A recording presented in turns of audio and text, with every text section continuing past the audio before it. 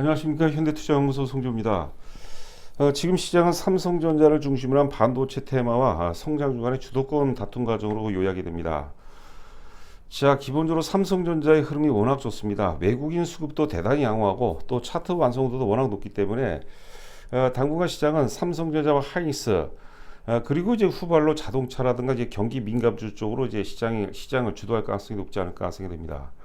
성장주 같은 경우는 본격적 이제 차별화가 심화될 것으로 예상이 되고 있는데 뭐 성장주에 대해서는 내일 이제 방송을 통해서 설명을 드리도록 하겠습니다.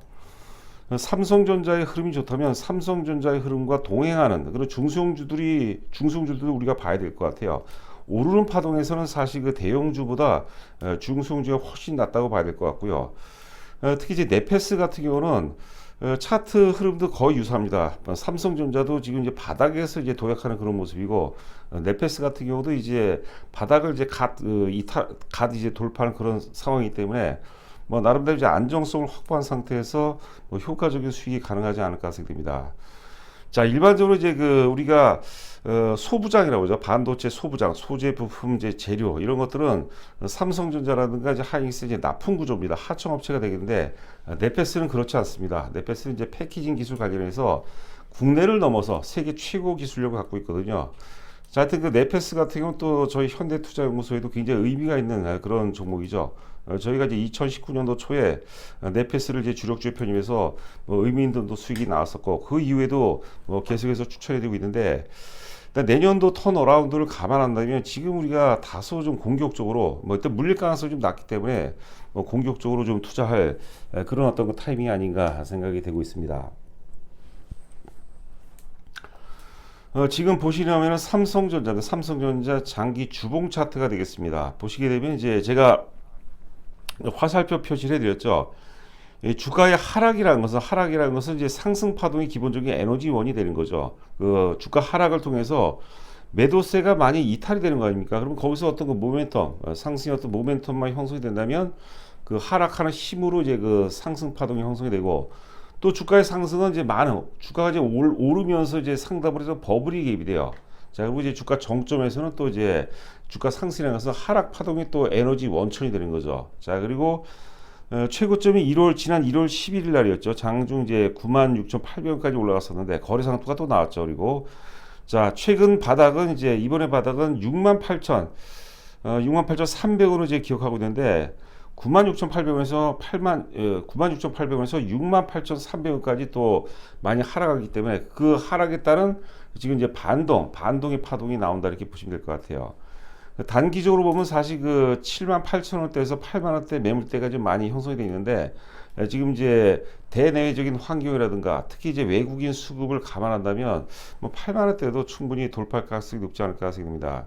자, 아울러서 삼성전자가 이제 8만원 혹은 8만원 돌파한다면 네페스 같은 경우는 훨씬 더 수익을 높게 잡아야 되겠죠.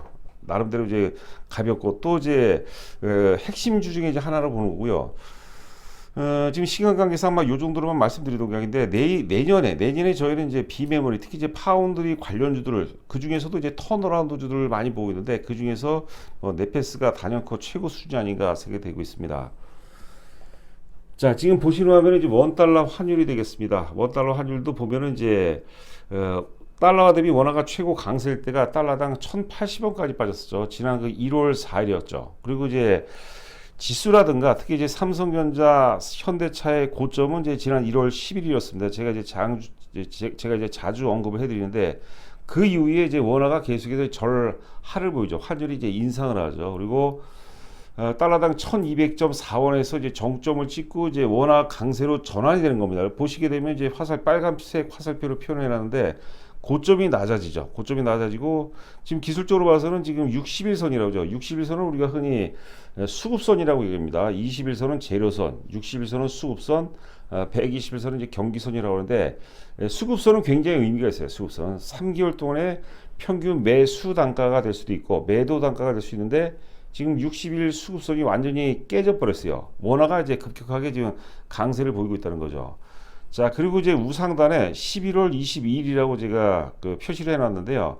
11월 22일을 여러분께서는 이제 잘 기억을 하시기 바랍니다. 11월 22일이 뭐냐면 11월 22일이 삼성전자가 삼성전자가 그동안 이제 하락세에서 상승세로 반전되는 갭 상승이 나왔던 지역이고요.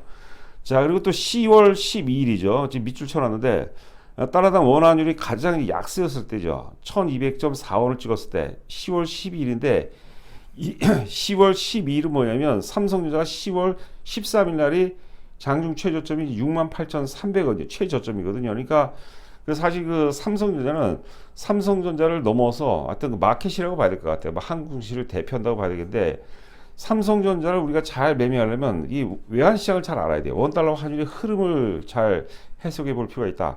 자, 앞서 이제 우리가 그 장기 주봉 차트로 봤죠. 주봉 차트 양호하지만 원달러 환율과 같이 좀 입체적으로 보게 되면 좀 더 자신감을 얻을 수 있는 거죠. 자, 그렇다면 여기서 우리가 좀 확장을 하고 확대를 해서 네페스라든가 이제 관련주 쪽으로도 뭐 계속해서 관심을 가져야 되지 않을까. 자, 그런 생각을 해봅니다. 자, 11월 22일을 여러분께서 잘 기억하시고요. 그리고 또 아울러서 삼성전자가 최저점이었을 때 68,300원을 찍을 때가 10월 13일입니다. 그러니까 그 즈음에서 원화가 달러 대비 최고 약세였죠. 자, 그리고 이제 보시는 화면에 이제 그 WTR 서부 텍사스산 중진류가 되겠는데 11월 22일이 뭐냐면 유가가 급락하는 그런 시점이었어요. 급락하는 시점. 자, 그것도 이제 기억해 보시기 바라고요.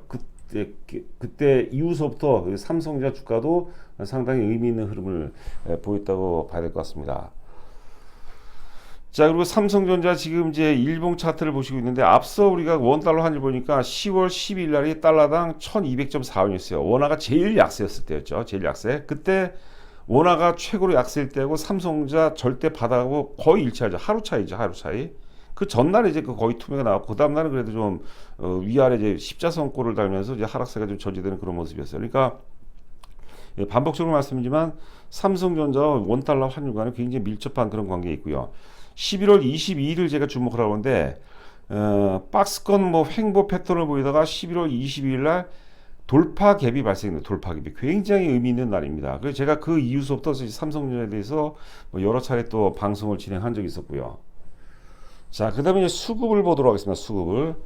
자, 지금 이제 우하단에 10월 1일서부터 수급을 보게 되면 개인들은 뭐 계속해서 주구장창 순매수를 보였고 외국인들은 지속적으로 순매도를 보였죠. 기관은 어떤 그 크게 뭐 방향성이 결정이 안 되는 그런 모습이고 뭐 혼조라고 이제 봐야 될 것 같아요. 외국인들이 계속해서 매도를 했고 그리고 이제 11월로 넘어가서도 외국인들이 계속해서 매도를 하다가 11월 20일 다 일치가 되죠. 원달러 환율 유가 그 삼성전자 주가와 다 일치를 하죠. 삼성전자는 갭상승, 돌파 갭이 발생된 지역이고 원달러 환율 같은 경우도 이제 그 원화가 급격하게 이제 절상되는 그런 구간이었죠. 외국인들이 당시 이제 5,767억을 순매수하면서 현재까지 외국인 순매수 기조가 이어지고 있어요. 또 한편으로 본다면 외국인들이 지속적으로 순매수를 하기 때문에 삼성전자가 원화가 절상되면서 삼성전자가 오른다. 이렇게 또 이런 식으로도 충분히 해석이 가능할 것으로 보입니다. 그래서 우리가 주식을 이제 우리가 체계적으로 이제 매매를 하려면은 기본적으로 외환시장이라든가 채권시장 봐야 되겠죠. 외환시장, 채권시장, 원자재 이런 것들 지속적으로 보면서 그 해당 종목과 입체적으로 보셔야 돼요. 삼성전자를 우리가 매수한다 안 한다 이걸 떠나서 그 네페스가 거기서 이제 파생이 된 거죠. 그런 식으로 우리가 접근한다면 우리가 좀 더 효과적으로 또 수익을 체계적으로 또 투자도 할 수 있고 그게 또 뭐 결과적으로 이제 성공 투자로 이어질 수 있지 않나 생각이 듭니다. 자, 지금 보시는 화면은 이제 네페스입니다. 네페스의 연봉 차트가 돼요. 연봉 차트. 염려는 굉장히 오래된 그런 그 기업입니다. 자, 제가 이제 그 네페스에 대해서 굉장히 애착을 갖고 있는 건 뭐냐면 우리가 지금 그 메모리 같은 경우는 세계 최강인데 지금 삼성전자 하이닉스가 합하게 되면 70% 넘죠. 그런데 비메모리에서는 사실 그 비메모리도 잘해요. 그러나 대만의 TSMC에 비하면은 뭐 아직까지 뭐 형편없는 수준 정도까지는 아니지만 아직까지는 이제 그 비교가 좀 안 되는 그런 상황이죠. 그 이유가 있어요. 이유가 후공정 중에서도 패키징 기술 때문에 과거 이제 애플도 이제 삼성 제품을 썼는데 대만의 TSMC에 뺏겼죠. 그 결정적인 이유가 사실 패키징 기술이 없어서 그렇습니다. 뭐 정확히 따지면 이제 팬아웃 기술이라고 봐야 되는데 네페스는 여러분들 네페스 지금 이제 WLP죠. 와이퍼 레벨 패키징 이게 이제 대만이 최고 기술을 갖고 있는데 거기보다 한 단계 업그레이드된 게 PLP 기술이에요. 팬아웃 패널 레벨 패키징 기술입니다. 이게 네페스가 세계 최초로 개발했고 이제 내년서부터 이제 본격적으로 이제 양산하게 돼 있어요. 양산을. 물론 이제 PLP 부분이 내년도에 흑자 전환되는 건 아닙니다. 적자 폭이 대폭적으로 이제 축소되죠. 그러면서 지금 최근 이제 보고서도 보니까 유한타증권에서는 내년도 영업이익을 550억을 보고 있고, 그 다음에 이제 그 현대차증권에서는 790억이면 이제 사상 최고입니다. 자, 네페스 연봉을 보시면서 한번 영업이익과 그 우리가 주가와의 상관관계에 대해서 한번 살펴보도록 하겠습니다. 2016년서부터 제가 이제 데이터를 지금 모아봤는데요. 2016년도에 영업이익이 82억이었어요. 그리고 2017년도에 193억. 그러니까 주가는 당연히 오르죠. 그리고 2018년도에는 193억에서 220억이니까 그 연중에 한번 올랐다가 크게 오르지 못해요. 영업이익 증가율이 별볼 일 없죠. 자, 그런데 2019년에 사상 최대 실적이 나옵니다. PMIC라고 해서 전력용 반도체라는 게 이제 핵심이 되거든요. 거기에 테스트도 하고 등 하는데, 일단 그 2019년도에 영업이익이 620억으로 사상 최대 실적을 달성하면서 주가가 만 원에서 4만 원까지 주가 급등하죠. 근데 그 다음이 재밌어요. 2020년도에는 적자가 났어요. 40억. 이때서부터 사실 그 2018년서부터 PLP 쪽에 계속 투자를 했는데 2020년도 같은 경우는 사실 그 40억 적자가 났는데 이때는 어땠어요? 그 반도체 소부장 관료들이 거대한 테마를 형성시키면서 특히 삼성전자가 많이 올랐죠. 삼성전자가 오르면서 같이 상승 흐름을 같이 되는 거예요. 그러니까 주가가 개인기가 좀 떨어진다 하더라도 흐름이 좋으면은 같이 덩달아서 오는 경우가 굉장히 많아요. 자, 올해 예상 영업이 지금 마이너스 80억 정도 나오고 80억 적자로 나오는데 여하튼간에 그러면서 이제 연중 저점을 이제 3만 원 정도 초반에서 연중 저점을 찍습니다. 저는 3만 원 정도가 이제 절대 바닥에 보는데, 자, 이런 논리고 지금 유한타증권도 그렇고 현대차증권도 그렇고 전망치하고 실제치하고 거의 유사하다. 500억이 넘는다면 제가 보기엔 이제 2022년서부터 본격적으로 이제 연봉상 양봉으로 계속해서 이어질 가능성이 상당히 높지 않을까 생각됩니다. 이거는 국내용이 아닙니다. 글로벌 최고 기업입니다. 그런 우리가 그런 대하는 자세를 갖고 다소 좀 주가가 그동안 움직임은 좀 부진했죠. 하지만 그런 좀 자부심을 갖고 우리가 투자하는 것도 좋은 방법이 아닌가 생각됩니다. 1등 기업이 좋죠. 자, 지난번 네페스 방송에서 이제 현대차 증권 보고서를 제가 소개해드렸고, 오늘은 이제 유한타 증권 보고서를 간략하게 한번 보도록 하겠습니다. 자, 2022년 제목을 먼저 볼까요?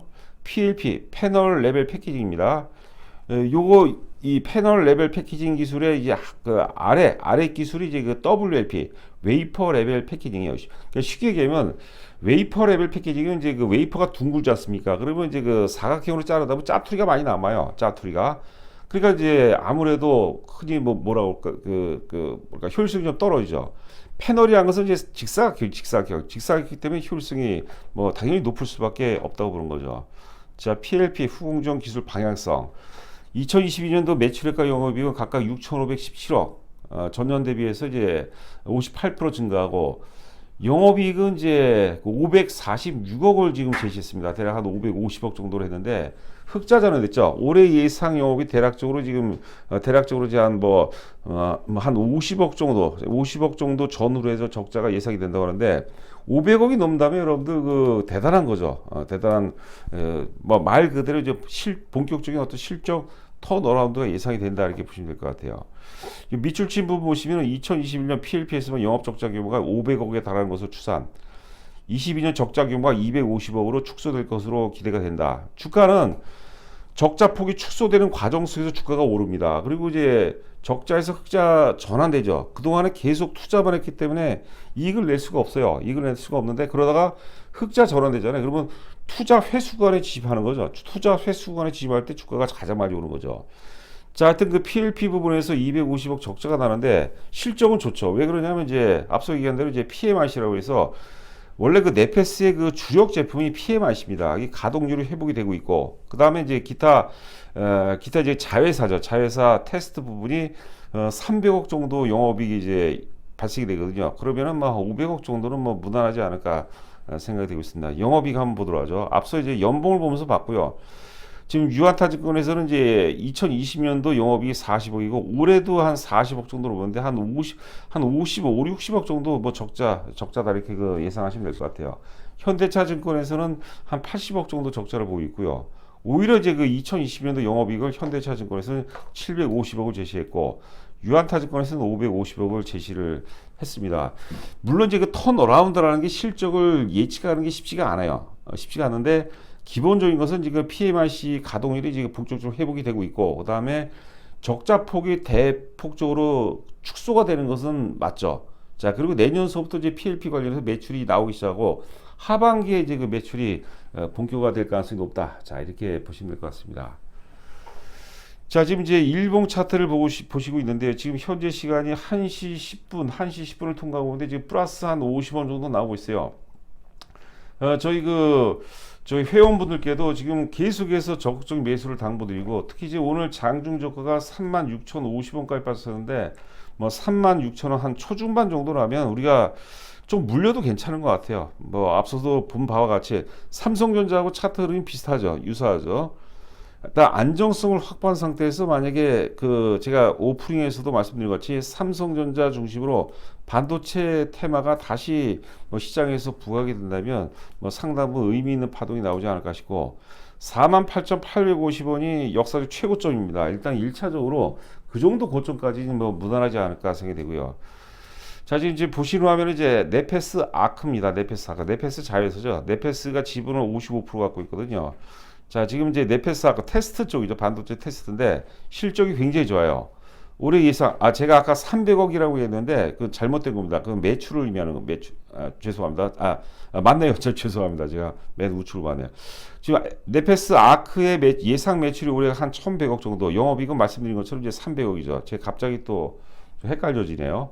자, 하여튼 이런 것들도 이제 그 네페스가 크게 실적 턴어라운드 되는 절대적 근거 중에 이제 하나라고 이제 봐야 될 것 같습니다. 자, 하여튼 그 전년도에 2019년도 182억에서 작년에 이제 87억, 올해 영업이익이 사상 최고로 이제 300억 이상을 달성을 하거든요. 그렇다면 이것도 이제 네페스가 오를 수 있는 근거가 아닐까 생각이 되고, 제가 네페스 아크를 이제 그 캡처를 잡은 이유는 뭐냐면은 차트 완성도가 굉장히 높죠. 말 그대로 박스권이죠. 장기간 이제 박스권을 보이고 있는데 지금 반도체 섹터의 흐름이라면 뭐 박스권 상단을 돌파하고 대략 55,000원 정도라고 봐야 되겠죠. 55,000원 돌파하면서 역사적 신고가 돌파도 한번 시도해 볼 만한 그런 파동이 나올 수 있지 않을까 생각을 해보고 있습니다. 자, 저희 그 현대투자 회원 모집 관련해서 자세하게 안내가 되어 있으니까요. 읽어보시고 입금하시고 입금자 성명을 제 휴대폰 번호로 보내주시게 되면은 제가 자세하게 안내 말씀드리도록 하겠습니다. 자, 남은 시간도 건승하시 바라고 저는 또 내일 여러분들 찾아뵙도록 하겠습니다. 감사합니다.